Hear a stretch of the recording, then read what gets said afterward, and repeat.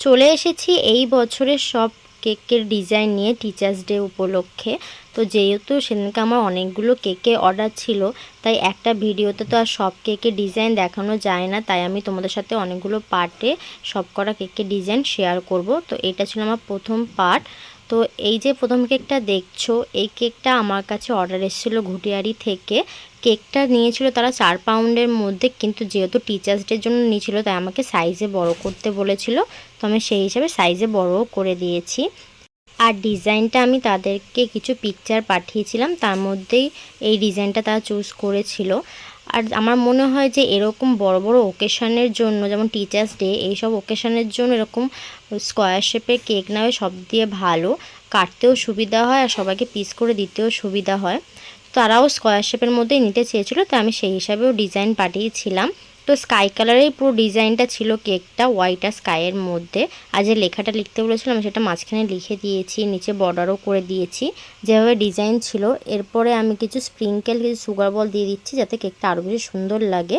Sprinkle আর sugar ball দিলে বেশি ভালো লাগে। আর কেকের রিভিউ তো খুবই ভালো দিয়েছে কাস্টমার।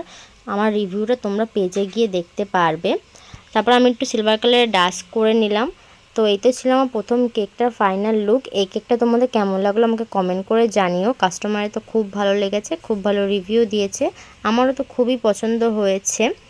তো এই ছিল সেকেন্ড কেকটা, এটাও ছিল স্কোয়ার শেপের মধ্যে। এইটা আমার বোনের টিউশনি থেকে অর্ডার করেছিল। এটা অর্ডার করেছিল 2 পাউন্ডের মধ্যে, কিন্তু আমি সাইজে বড় করে দিয়েছি যেহেতু টিচার্স ডের জন্য নিয়েছিল। আর যে ডিজাইনটা আছে এটাও আমি পাঠিয়েছিলাম কিছু ডিজাইন, তার মধ্যে তারা পছন্দ করেছিল কালার কম্বিনেশনটা দেখে। তো কালার কম্বিনেশনটা ছিল হালকা অরেঞ্জ কালার, হালকা রেডের মধ্যে, তো আমি সেই হিসাবে করে দিয়েছি। তারপর আমি নিচে একটু বর্ডার করে দিচ্ছি হালকা রেড কালার দিয়ে, দেখতেই পাচ্ছ তোমরা। তারপরে হ্যাপি টিচার্স ডেটা লিখে আমি কিছু সুগার বল, কিছু স্প্রিঙ্কেল দিয়ে দিচ্ছি। আর এই স্কোয়ার শেপের কেকগুলো করতে যে কত ঝামেলা, কারণ এই স্কোয়ার শেপের কেকগুলো ফিনিশিং আনতে অনেকটাই সময় লাগে। আর যেহেতু এগুলো বড় বড় কেক ছিল, আমার ফিনিশিং আনতে তো অনেকটাই সময় লেগে গেছে। কিন্তু সত্যি বলছি, এতটা যে ভালো ফিনিশিং আমি স্কোয়ার শেপে আনতে পারবো সেটা আমি আগে কোনোদিনও ভাবিনি। তোমরা দেখতে পাচ্ছ কতটা সুন্দর আমি ফিনিশিংটা আনতে পেরেছি। তো এতে ছিল আমার সেকেন্ড কেকটা। এই কেকটারও কাস্টমারদের খুবই ভালো লেগেছে, খুব ভালো রিভিউ দিয়েছে। আর এটা যে থার্ড কেকটা আছে, এইটা টিচার্স ডের জন্য ছিল না, এটা বার্থডের জন্য ছিল। এটা আমার এক বান্ধবী অর্ডার করেছিল তার ফ্রেন্ডের বার্থডের জন্য। এইটাও আমি কিছু পিকচার পাঠিয়েছিলাম কেককে, তার মধ্যে সে এই ডিজাইনটা চুজ করেছিল। আর এটা কমপ্লিট করার পর খুবই সুন্দর লাগছিল, কালার কম্বিনেশনটা এতটাই সুন্দর ছিল যে আমার তো খুবই ভালো লেগেছে। তো প্রথম আমি ফাইনাল কোটিং করে তারপরে পিঙ্ক কালার, হালকা রেড, তারপর ইয়েলো, গ্রিন আর স্কাই কালার দিয়ে দিয়েছি। তোমরা দেখতেই পাচ্ছ কীভাবে দিয়েছি আমি। তারপর আমি প্যালেট নাইফ দিয়ে একটু সমান করে নিলাম। তারপর আমি সাইডেও সেম কালার দিয়ে দিচ্ছি এক এক করে। প্রথমে রেড, তারপরে ইয়েলো, তারপরে পিঙ্ক, তারপরে গ্রিন, তারপর স্কাই কালার দিয়ে দিয়েছি। এভাবে আমি আর একবার দিয়ে দিয়েছিলাম। আর উপরে যে লেখাটা আমাকে লিখতে বলেছিল সেটাও লিখে দিয়েছি।